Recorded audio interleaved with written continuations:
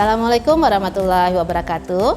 Perkenalkan, nama saya Indriani SSI. Video kali ini kita akan membahas materi sistem pencernaan pada manusia untuk kelas 11 IPA, pelajaran biologi.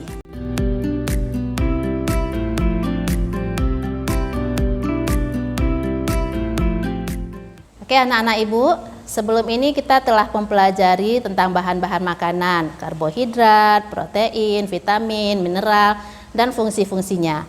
Nah, untuk pembelajaran hari ini, tujuan pembelajaran kita adalah untuk mengenal sistem pencernaan pada manusia.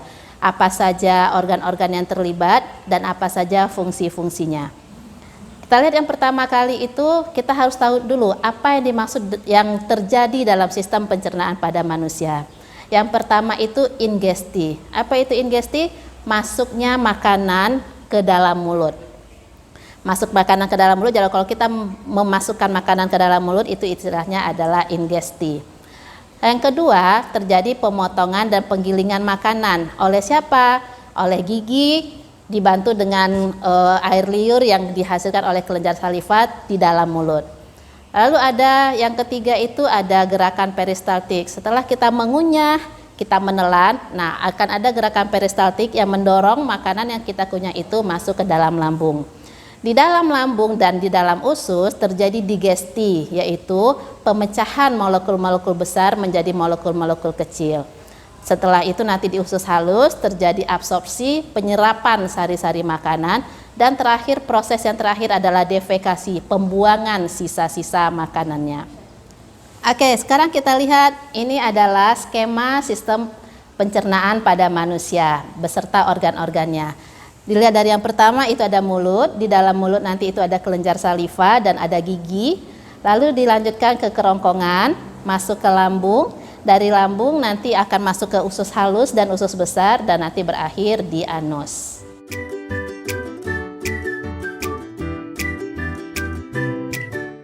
Organ yang pertama adalah organ mulut. Apakah yang terjadi di dalam mulut? Di dalam mulut itu terjadi ada dua pencernaan.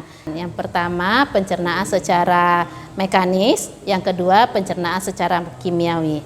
Apa itu pencernaan secara mekanis? Pencernaan yang dilakukan oleh gigi, menghancurkan makanan dari ukuran yang besar menjadi yang kecil. Nah, yang kedua itu adalah pencernaan secara kimiawi. Pencernaan kimiawi adalah pencernaan makanan dibantu dengan enzim. Enzim apakah yang ada di dalam mulut? Itu adalah enzim petialin yang dihasilkan oleh kelenjar saliva. Organ yang kedua yaitu faring. Setelah makanan kita kunyah, lalu kita telan, maka akan masuk ke faring. Apa itu faring? Faring itu berbentuk seperti tabung, berhubungan dengan rongga hidung dan rongga telinga. Faring berfungsi memasukkan makanan dari mulut menuju ke kerongkongan atau esofagus. Nah, yang ketiga itu kerongkongan atau esofagus. Ini menggerakkan makanan dari faring supaya masuk ke lambung. Gerakan inilah yang disebut tadi dengan gerakan peristaltik, gerakan meremas secara perlahan-perlahan sehingga makanan akhirnya dari mulut akan turun ke faring, turun ke kerongkongan lalu masuk ke dalam lambung. Yang berikutnya adalah lambung atau ventriculus. Nah, ini adalah gambar struktur lambung. Yang paling atas itu adalah kardiak, lalu yang mulai membengkak di sini ini adalah fundusnya. Terus badannya yang besar ini, nama itu adalah badan lambung. Nanti dia bagian yang mengecil yang akan berhubungan dengan usus halus itu adalah pilorus. Di dalam lambung ini itu terjadi pencernaan secara kimiawi. Itu dibantu dengan yang pertama itu pencernaan protein, dibantu oleh pepsinogen. Yang kedua, pencernaan lemak. Lipase akan mengubah lemak menjadi asam lemak dan gliserol. Yang ketiga, pencernaan karbohidrat oleh enzim amilase. Berikutnya ada pankreas, ada hati, ada empedu.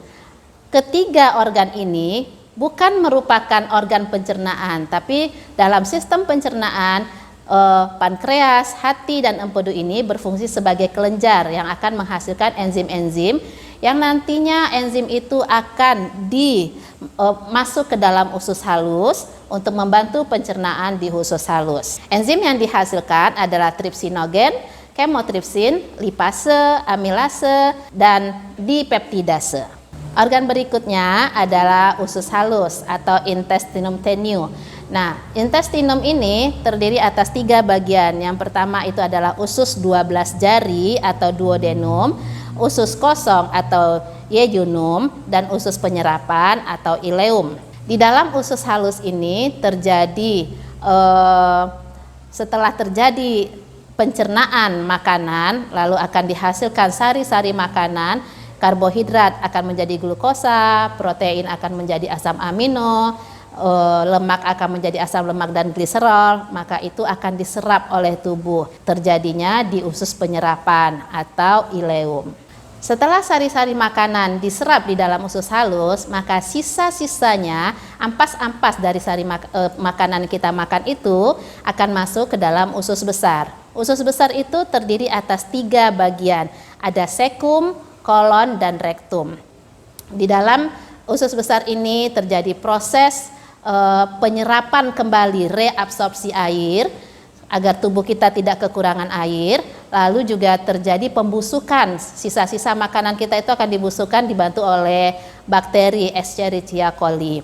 Nah, hasilnya setelah diserap kembali airnya, setelah dibusukkan sisa-sisa makanan itu, itulah yang akan kita keluarkan melalui anus yang kita sebut dengan feses. Oke, demikian penjelasan singkat saya tentang sistem pencernaan makanan pada manusia. Semoga bermanfaat dan tetap semangat. Assalamualaikum warahmatullahi wabarakatuh.